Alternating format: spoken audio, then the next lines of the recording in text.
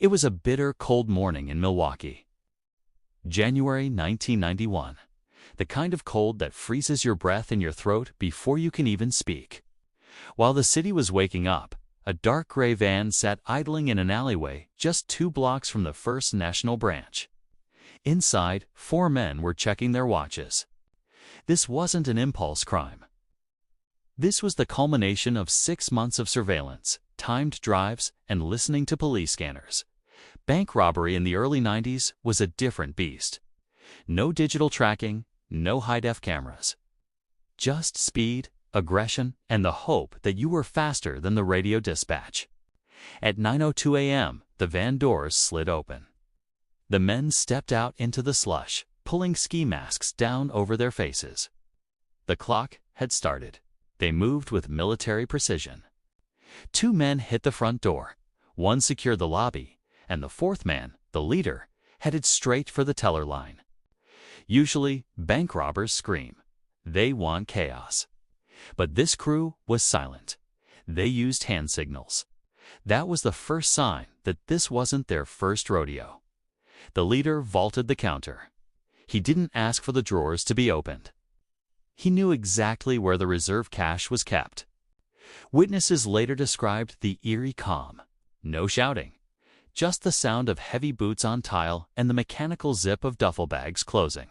But even the best plans have a variable you can't control.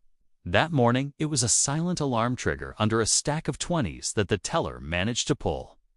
The signal raced through the phone lines to the Milwaukee Police Department Dispatch Center. A code 211 was broadcast. Robbery in progress. Back inside, the leader checked his watch. 90 seconds had passed. Time, he said. It was the only word spoken during the entire heist. They exited as fast as they entered. But as they hit the sidewalk, the wail of sirens began to echo off the downtown buildings. The driver slammed the van into gear. Tires spun on the ice, screaming for traction, before the heavy vehicle lurched forward. What followed was a cat-and-mouse game through the narrow, snow-choked streets of Milwaukee's East Side. The police had the description for suspects and a gray van. But the robbers had prepared a switch. By the time the first squad car screamed past the alley, the crew was already in a blue sedan. Moving at the speed limit, invisible in the morning traffic, they made off with over $300,000. For 1991, that was a massive haul, enough to disappear forever. But there was a loose thread. In their haste to switch cars, one of them had dropped a glove in the back of the abandoned van. Detective Miller, a veteran of the force, found it. He knew that in this weather, a glove retains sweat.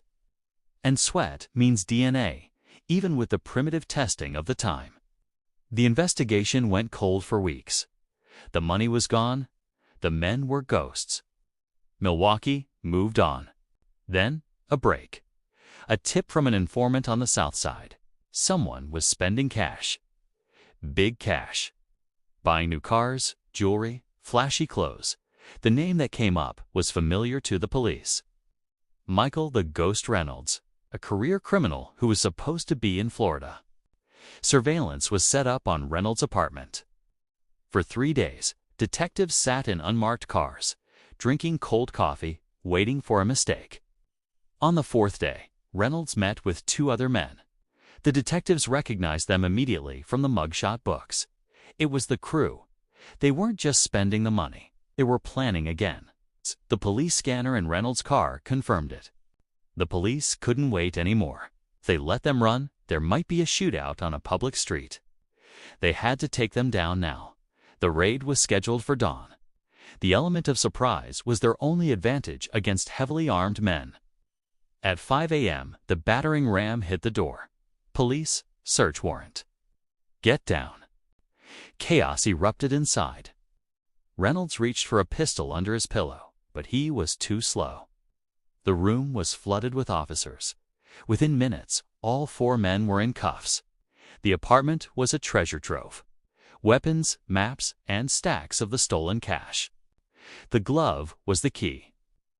DNA testing, still in its infancy, matched Reynolds to the sweat found in the van. It was a landmark use of the tech in Wisconsin. The trial was swift. The evidence was overwhelming. The silence they maintained during the robbery was replaced by silence in the courtroom. They were sentenced to 20 years each. The Milwaukee bank heist of 1991 was officially closed. But the story didn't end there. Years later, rumors surfaced that the hidden cash they recovered wasn't the full amount. Some say nearly $50,000 was never accounted for, buried, spent, or maybe given to someone else. Reynolds never spoke about the missing money. He died in prison in 2008, taking the secret to his grave. The 1991 heist remains a study in near-perfect execution, ruined by a single human error. A forgotten glove. It reminds us that no matter how cold the plan, how precise the timing, crime is always chaotic.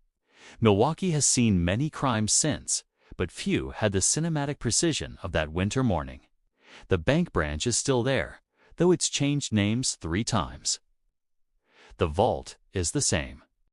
And somewhere, maybe, just maybe, there's a rot-proof duffel bag buried in the Wisconsin woods.